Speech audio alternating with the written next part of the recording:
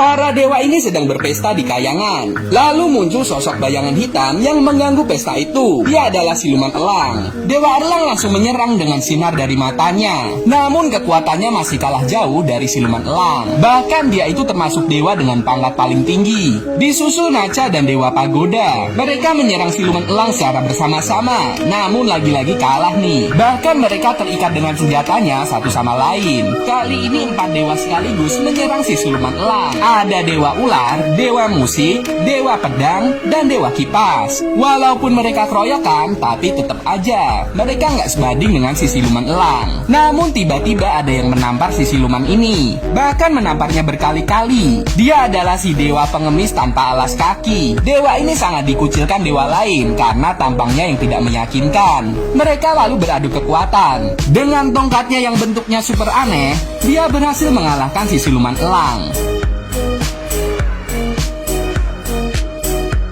Bahkan dia tidak segan-segan membunuh siluman itu. Namun aksinya dihentikan oleh sang permaisuri. Ternyata dia bukan siluman elang, melainkan anak buah dari permaisuri. Sebenarnya permaisuri hanya mengetes dewa mana yang paling sigap di kayangan ini. Ternyata dewa tanpa alas kakilah pemenangnya, dan membuat para dewa di sana kebingungan. Sepertinya dewa dan dewi di sana sangat iri dengan dewa tanpa alas kaki ini. Hari itu dia menjadi bintang di kayangan dan mabuk-mabukan bersama dewa lainnya. Saat pulang pun dia merasa senang sekali. Namun tiba-tiba banyak para dewa mendatanginya. Para dewa ini merasa tidak suka karena sudah dipermalukan oleh dewa pengemis ini, dan dia pun dikeroyok. Lalu tiba-tiba para dewa itu hilang. Dia bingung apakah ini nyata atau hanya halusinasi saja.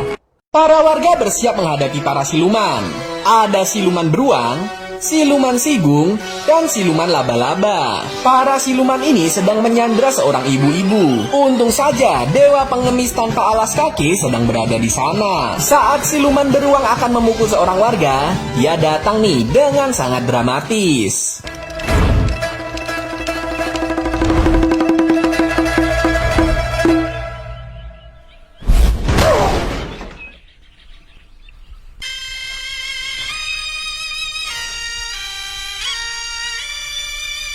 赤脚大仙在此，妖孽休得造次。 Si siluman laba-laba langsung menyerang menggunakan jaringnya. Tapi dewa ini malah merajut jaring laba-laba itu, membuatnya sebuah baju lalu melemparkan kepada siluman laba-laba itu. Masih belum puas, si siluman beruang datang lalu memukulkan palunya ke kepala dewa itu. Tapi saat dibalas, dia malah yang kesakitan. Waduh, ada-ada aja ya. Kini giliran si siluman sigung. Dengan bau badannya yang sangat menyengat, dia mencoba melawan dewa itu. Tapi dewa ini tidak kehabisan akal. Dia makan bawang banyak-banyak agar baunya bisa mengalahkan bau si sigung. Benar saja, ternyata bau bawang sang dewa lebih bau daripada bau badan si sigung. Sampai-sampai sigung ini pingsan dibuatnya. Wah, ajaib bener nih dewa ini. Akhirnya para warga menganggap dewa ini adalah pahlawan dan menyambutnya dengan sangat hangat. Dewa ini melemparkan pusakanya, dan pusaka itu tidak pernah kembali lagi. Sepertinya pusaka itu jatuh ke bumi. Jadi dia turun ke bumi untuk mencari pusakanya. Di bumi ada seorang wanita yang tersangkut di pohon. Dia memohon ke langit untuk menurunkan dewa agar membantunya. Sesaat kemudian ada dewa yang benar-benar jatuh di depannya. Dewa ini lalu membantu menurunkan wanita itu. Dia adalah dewa tanpa alas kaki yang tadi mencari pusakanya. Karena sudah membantunya, sang wanita mengajak dewa ini untuk rumahnya. Di sana dia sangat disambut hangat oleh para penduduk. Mereka bersuka cita atas kedatangannya dan dia diajak mabuk. Sang kepala desa bercerita bahwa beberapa hari yang lalu ada sebuah bintang jatuh dan kini menjadi harta karun desa itu. Lalu dewa ini mengatakan bahwa harta itu adalah punyanya. Penduduk yang mendengarnya terdiam. Lalu untuk mencairkan suasana, sang kepala desa mengajaknya mabuk. Baru minum seteguk, dewa ini langsung pingsan. Ternyata para penduduk menganggap pria ini berbohong dan tidak percaya bahwa pria ini adalah dewa. Dewa ini beranggapan bisa jadi harta karun dari penduduk itu adalah senjata yang tadi dia buang. Lalu tiba-tiba kepala desa dikabari bahwa ada rumah yang kebakaran. Dan akhirnya para penduduk berbondong-bondong pergi untuk memadamkan api dan meninggalkan pria ini sendirian. Lalu tiba-tiba wanita ini muncul. Dia percaya bahwa pria ini benar-benar dewa. Dia membebaskan pria ini dan mereka pun kabur. Para warga melakukan upacara pemanggilan petir. 2 buah balon yang dikaitkan rantai diluncurkan ke udara. Lalu petir menyambar balon itu dan menyambar seorang pria yang ada di sana. Para warga pun tampak senang. Namun tiba-tiba sesuatu yang aneh terjadi. Pria itu masih hidup.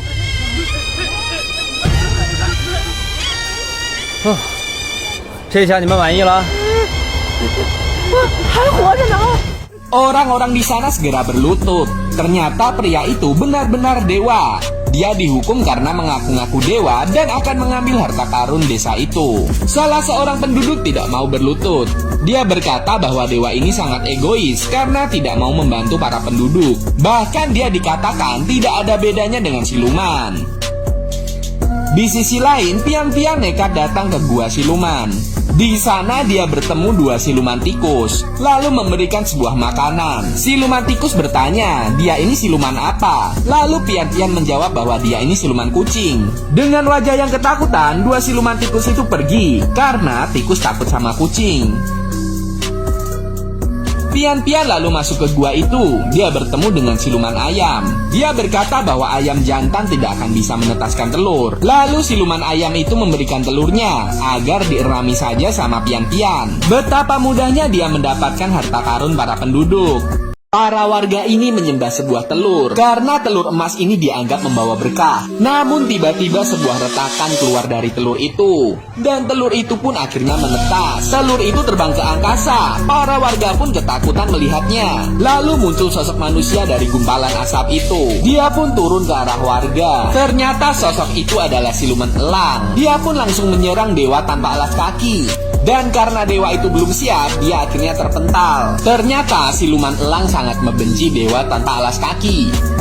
Dahulu saat di kayangan, dia sangat iri dengan para dewa karena para dewa disembah manusia, sedangkan siluman tidak. Jadi dia memutuskan untuk kabur dari kayangan. Namun tidak sengaja, dewa tanpa alas kaki sedang melemparkan senjatanya dan mengenai siluman elang. Padahal waktu itu dia tidak mengetahui bahwa yang dilempar adalah siluman elang. Alhasil siluman elang terjatuh ke bumi dan berubah wujudnya menjadi telur. Lalu para warga yang melihat itu menjadikannya harta karun desa.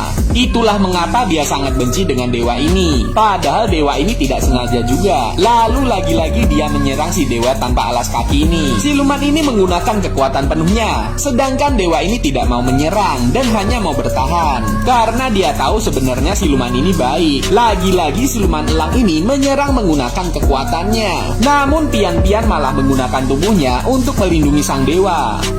Sepertinya Pian-Pian cinta mati dengan dewa tanpa alas kaki ini. Siluman ini melemparkan sebuah serangan. Namun gadis ini melindungi sang dewa. Dia mengorbankan tubuhnya sendiri. Lalu tiba-tiba di kepalanya muncul simbol pusaka dari dewa. Dia pun terjatuh. Ternyata dahulu kala ada anak bernama Chow. Dia berteman dengan seorang pria yang memiliki kaki besar. Namun orang tuanya melarang anak ini untuk berteman dengannya. Suatu hari pria ini mengetahui bakalan ada gempa. Semua orang tidak percaya padanya. Lalu dia terpaksa mengambil Chow dari orang tuanya. Itu semua dia lakukan untuk menyelamatkan Chow. Namun akhirnya dia dihakimi masa karena dikira menculik anak. Tiba-tiba gempa besar muncul di desa itu hingga desa mereka rata dengan tanah. Sayangnya pria ini sudah mati. Lalu roh pria itu diangkat ke kayangan dan dia diubah menjadi dewa karena kebaikannya.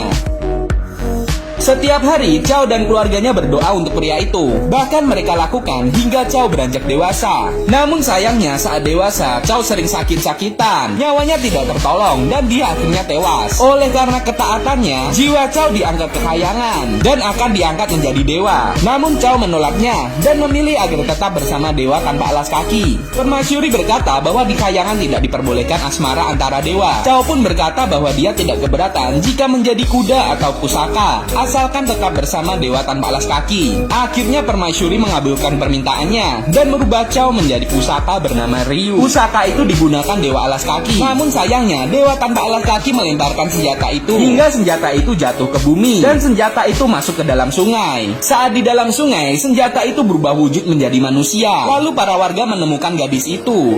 Gadis itu diberi nama Pian-Pian. Itulah mengapa Pian-Pian ditakdirkan bertemu dewa ini. Akhirnya Pian-Pian pun tewas. Tubuhnya Apinya terbakar dan mengeluarkan cahaya, lalu berubah menjadi sebuah pusaka.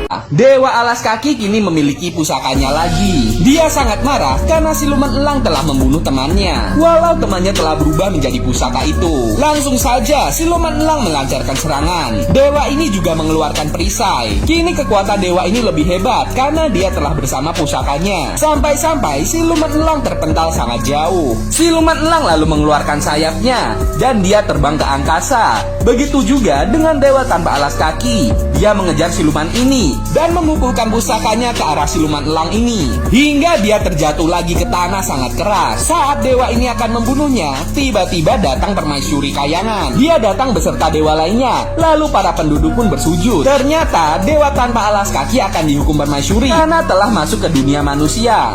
Namun para penduduk memohonkan ampun kepada dewa ini karena dewa ini telah banyak membantu desa mereka dan dia adalah satu-satunya dewa yang turun ke dunia. Akhirnya dewa alas kaki dibebaskan dari hukumannya. Kini giliran siluman elang yang akan dihukum. Namun dewa alas kaki malah memohonkan ampun padanya karena dia juga dibebaskan dari hukuman karena ampunan dari para penduduk desa. Sebenarnya siluman ini juga baik. Bahkan permaisuri menawarinya agar dia kembali ke istana lagi dan kembali menjadi penghuni hayangan. Akhirnya, kini dewa tanpa alas kaki bebas hidup di dunia ataupun di hayangan, asalkan dia tetap mau membantu manusia.